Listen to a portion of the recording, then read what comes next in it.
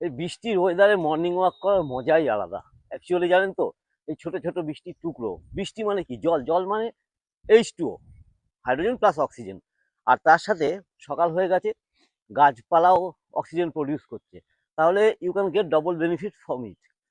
আমরা এই সময় সবাই ঘরের মধ্যে বসে থাকি যে না, বৃষ্টি বৃষ্টি ভাব, যাবো না, বাইরে যাবো না, হাঁটবো না। এই সময় বেশি হাঁটা উচিত, শরীরে পর্যাপ্ত পরিমাণে অক্সিজেন পেতে। যাই হোক, ওটা অন্য জিনিস। আমি দাড়িটা কেটে ফেলেছি। আপনারা অনেকেই আমার ছবি চেয়েছেন। কালকে দাড়ি কাটার পর রাত রাত একদম পুরো, যতক্ষণ জেগেছিলাম ততক্ষণ হোয়াটসঅ্যাপে শুধু ছবি দিন, ছবি দিন, ছবি দিন। আমি দিইনি, কারণ আমার নিজেরই খারাপ লাগছে, কেমন যেন মনে হচ্ছে যে এতদিনের একটা সম্পর্ক দাড়িটার সাথে কেটে ফেললাম। তো যাই হোক, আজকে এখন আমি আপনাদের দেখাচ্ছি আমার দাড়ি কাটার পরের রূপ।